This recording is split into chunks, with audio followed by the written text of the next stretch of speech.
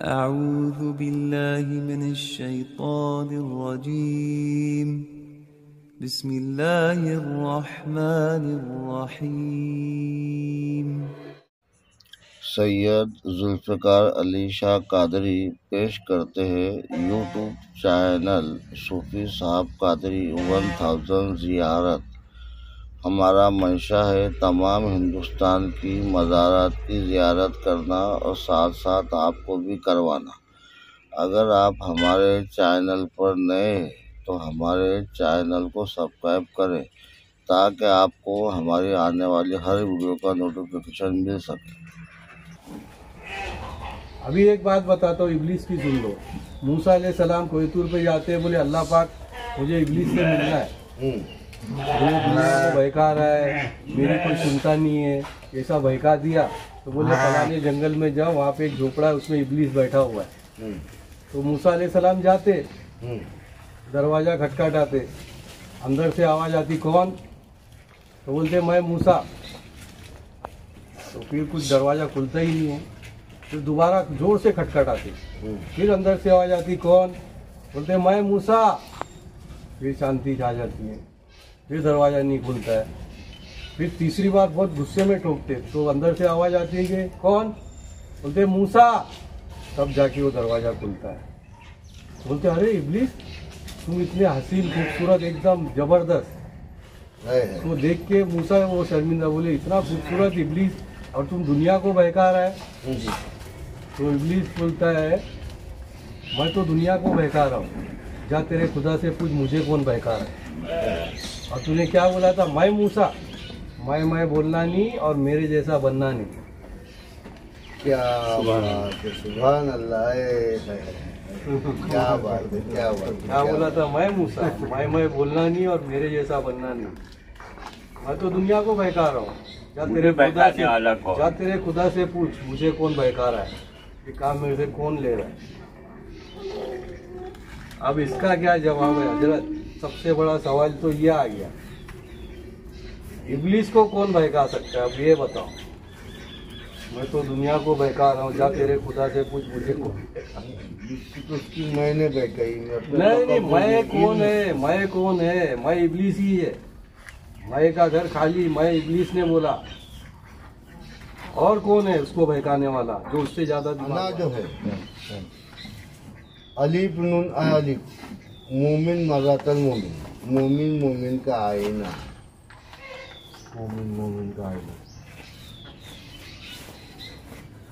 अलीफ जो है वो नुक्ते के पर्दे से जब निकल कर जाहिर हुआ तो आदम है, तो अना बनती है। तो अना तो है, फिर मैं के बगैर कैसा चले? नहीं चलता ना।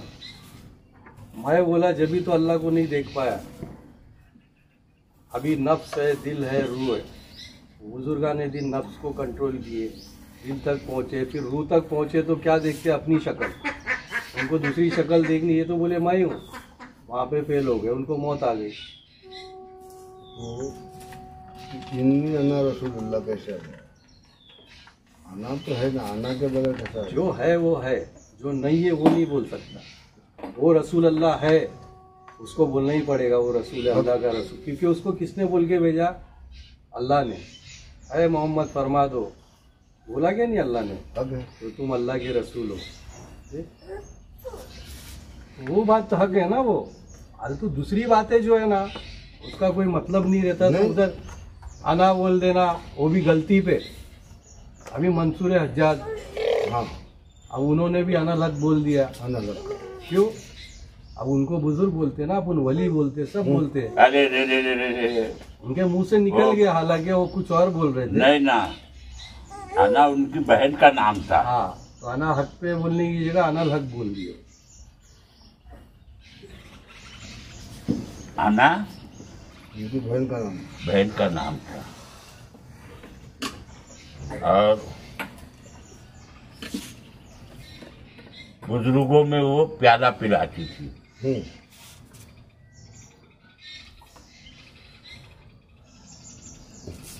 तो कि बहन पे लोग शक करते थे कि गलत लाइन में ये है, तो इसका लोग पीछा करते थे। पीछा करते हैं मंसूर हाँ, हज्जाज। तो मंसूर को बोलने लगे कि तू अल्लाह के इतनी बड़ी बड़ी बातें करता है, हाँ? और तेरी बहन रात भर किधर रहती है, क्या करती है, हाँ? और तू बड़ी बड़ी बातें अल्लाह रसूल की करता है, ऐसा वैसा। तो बोले आज मैं देखूंगा मेरी बहन की जाति का है। तो दरवाजा खोल के बाहर निकलती है तो पीछे पीछे ये मंसूर भी जाती। वो अपने पीरों मुर्शद से पूछती है, सरकार कितना प्याला बनाऊं? तो बोले कल से एक प्याला ज्यादा बना, कल से एक प्याला ज्यादा बना। तो एक प्याला ज्यादा बन जाता है। अब वो झूमते झामते सबको पिलाती गई, प्याला देती गई। अब लाख बचा एक, तो बोले वो झाड़ के पीछे एक शख्स खड़ा है, जाओ उसको पिला दे। तो झूमते झामते अपने भाई की शक्ल तो देखती नहीं, लेकिन वो झूमते हुए अपनी मस्ती में जाकर उसको प्याला दे देती, वो प्याला पी लेता है। तो वहां से उसको अंदर से सजा निकल जाती, अना हक पे है, अना हक पे है, अना हक पे है। शम्स तबरेज का जो विलादत का वाक़या वो कैसा बना?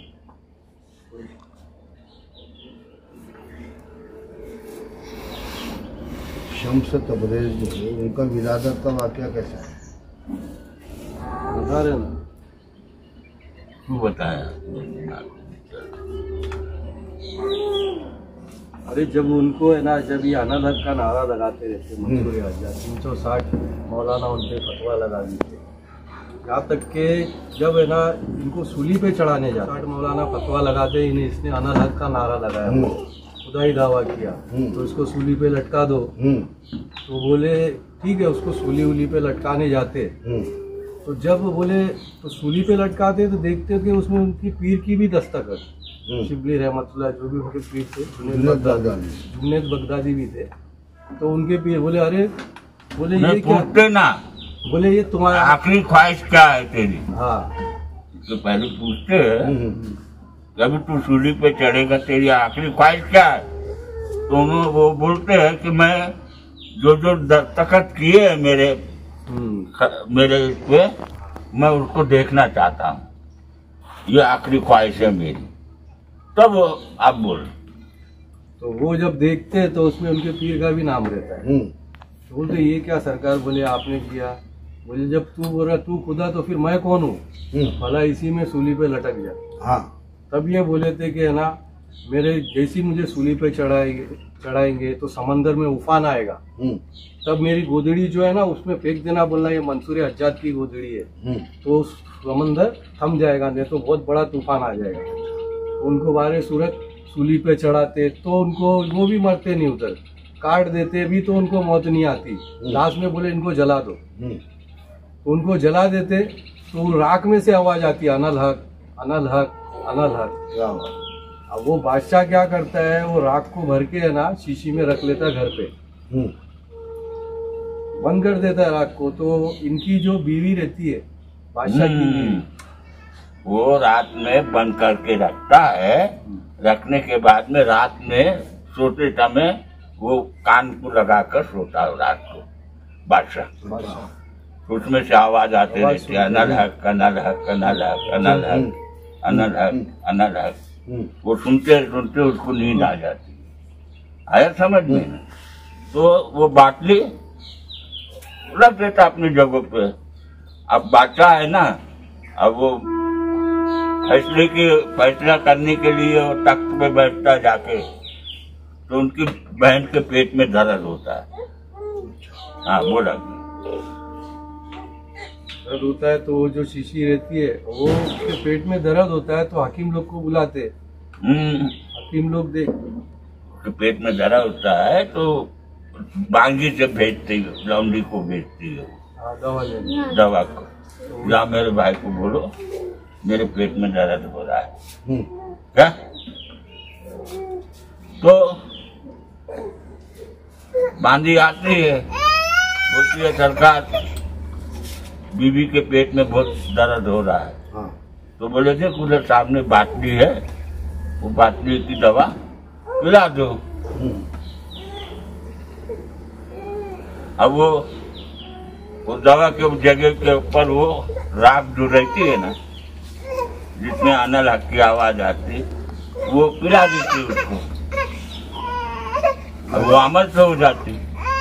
अब जाके गड़बड़ वाली बात है नहीं? कुंवारी है ना वो तो।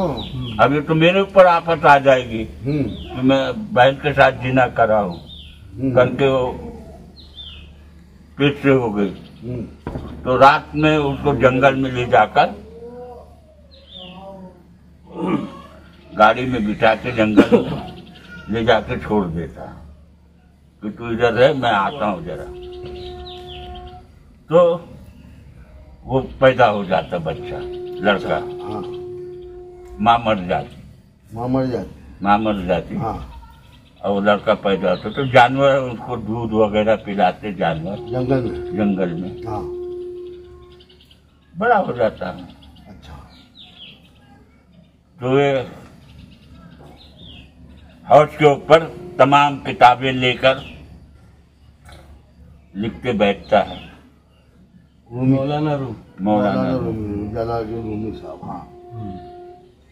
है नहीं? मामू सलाम वालेकुम।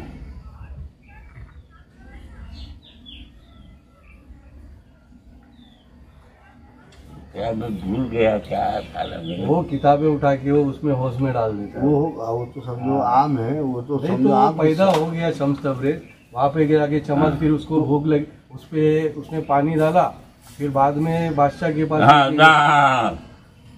तो अब कोई बात ऐसी आ जाती है, अरे वो मर जाता ना, वो बादशाह का किसका लड़का, तो बात हुआ। बादशाह तो बादशाह का लड़का मर जाता है, वो बादशाह का लड़का मर जाता है, वो किताब की नहीं। हाँ, वो बादशाह का लड़का मर जाता है। मर जाता है तो बादशाह बोला अगर मेरे लड़के को तुम लोग जिंदा नहीं करेंगे तो सबको अंगार में झोंक डालूंगा। हाँ। मेरे लड़के के साथ सबको मार डालूंगा, सबको झोंक डालूंगा। अब ये बाबा के पास जा, वो बाबा के पास जा, तो एक वली के पास जाते हैं लोग। तो बोले देखो शम्स तबरेज एक बुजुर्ग है जंगल में, जिसको तमाम मक्खियां भन भन करती है, जाओ तुम, वही जिंदा कर सकता है। समझे ना? तो अब वो देखे तो सब चारों तरफ संडास वगैरह बीच में बैठे हुए हैं, बिखरे राय में मस्त है, मक्खियां भन कर रही है। लोग आग देखते न ताव देखते, उनको उठा के लाके बादशाह के पास खड़ा करते। तो बादशाह बोलता है अगर मेरे लड़के को जिंदा नहीं किया तो तेरे को भी अंगार में झोंक डालूंगा, तुझे भी लड़के के साथ मार डालूंगा। तो अब वो क्या करता है कि उस लड़के को 2 रकात नमाज पढ़ता है, शुक्राना, और पढ़ के बोलता है उठ। तो लड़का नहीं उठता तो अपने नाम से उठाता है, शम्स तबरेज अपने नाम से उठा देता है लड़के को। उठ जाता है वो लड़का, 12 सूरत उठ जाता है। अच्छा। तो मौलाना बोले कि तेरे को कौन बादशाह बोलेगा? बादशाह तो उसको बोलेंगे वो मुर्दे को भी जिंदा किया। शम्स तबरेज बादशाह को जिंदा करा। तो फिर क्या करना है? क्या तो हमको दौलत दे, हम इस पे फतवा लगा देते हैं क्या ये आना का दावा किया, मैं खुदा हूँ बोल के बच्चे को जिंदा किया। तो उसको फतवा लगा देते तो उसकी खाद खींच देते। तो जब खाल खींचने का टाइम आता है तो शायद उसके अंगूठे के ऊपर पेशाब का कतरा गिरा रहता है, तो वो बोले ये खराब है, यहाँ से खींच ले मेरी खाल निकल जाएगी। तो इधर उधर मारेगा मेरी खाल नहीं निकलेगी क्या, तो वहाँ से वो खाल खींच के दे देता है।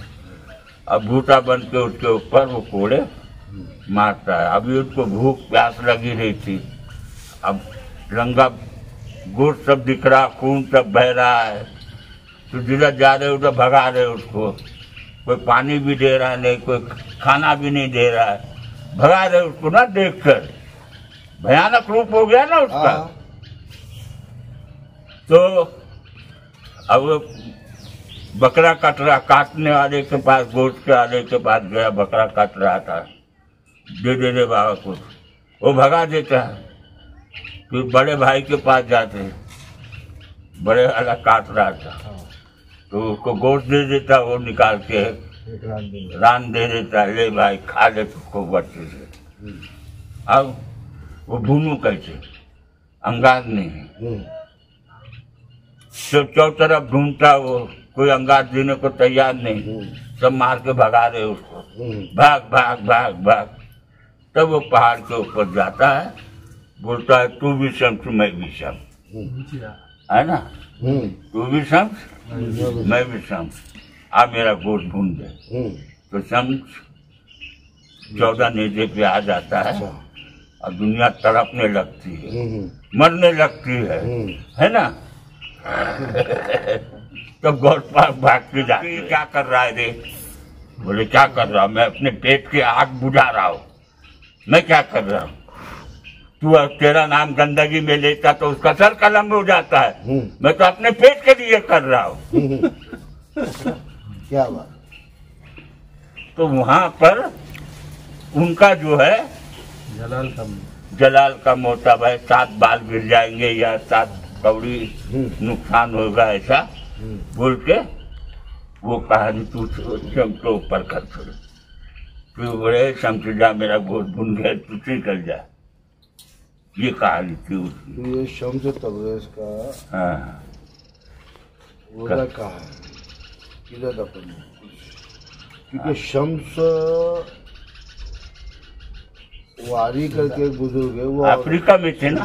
हाँ अफ्रीका साइड में, अफ्रीका में, सूडान अफ्रीका साइड में, जहाँ घुमराले बाल हाँ वो सब बाल काले हो गए थे ना अफ्रीका के। नीचे आया था ना, बाल झुलस गए थे, तो निग्रो लोग को पहले नेग्रो। यहाँ पर इसीलिए मैं शम्स तबरेज का जिक्र किया कि शम्स वारी करके एक बुजुर्ग है जो मुल्तान में है, पाकिस्तान के अंदर, जाकी मट्टी सूरज की गर्मी से सफेद हो गई। वो आस्ताना है, असली मजार उसकी उधर ही है, अफ्रीका में। हाँ जहाँ सूरज निकलता है वहाँ आज भी अंगार निकल रही है जमीन से। जाके उधर अरे करेंगे मौला का कलम रहेगा तो जाएंगे सब तरफ। उधर जाना जरूरी है। महाराष्ट्र ही नहीं होगा अपना पूरा यार। अंगार वहाँ आज भी लावा है वहाँ पे, अंगार का लावा निकलता है, ज्वालामुखी है, ज्वालामुखी ज्वालामुखी फटते रहता है। सूरज नीचे आया था ना, ज्वालामुखी बन गए पहाड़, हाँ आज भी पड़ता आज भी वो फटते रहता है। अफ्रीका में, हाँ सूडान में। हाँ तो वहाँ उनकी मजार है। अब ये पाकिस्तान में बैठक है, अच्छा बहुत से बुजुर्गों के बैठक बनेली है ना जगह जगह पे। कैसा है, मुल्तान पाकिस्तान से जो हमारा एक दोस्त था, वो बोले शम्स तबरेज सब्ज वाली ऐसे करके बुजुर्ग है, इनका रिकॉर्ड मिलता है। अरे वो अफ्रीका से बाहर गए नहीं ना। नहीं तो हमारा यही है कि भाई मौलाना जलाल जो रूमी की जो पीर है, जो आप पता है शम्स तबरेज, वो हक है। तो उनकी विलादत का जो मामला है ना, ये हिस्ट्री में, गूगल में, यूट्यूब में कहीं भी रिकॉर्ड में नहीं है। ये जो वाक्य सुना है ना, हाँ तो ये हकीकत है, अपन प्रूफ नहीं कर सकते दलील के तौर पर। नहीं प्रूफ तो ये की है हाँ कि आप वहाँ से हटे नहीं, वही पर्दा, उसी टाइम पर्दा हो गया। वो सूरज नीचे किए, उसके बाद पर्दा हो गया, वहीं उसे दफन हो गए उसी पहाड़ पे। जिस पहाड़ के ऊपर आप सूरज को बुलाए थे ना वो ढूंढने के लिए, आपकी मदार उसी पहाड़ पे, वहाँ कोई जाता नहीं है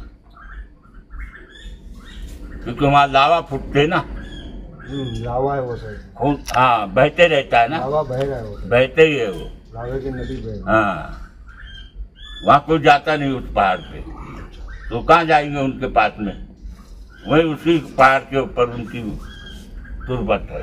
मजार बन गई। ईरान से कम 1000 किलोमीटर दूर है शम्स कब्र की मजार। ईरान से ठीक है, ईरान से तेहरान तेहरान से हाँ, कम से कम 1000 किलोमीटर। खोया नाम की जगह है, खोया वही पहाड़ है ना। हाँ।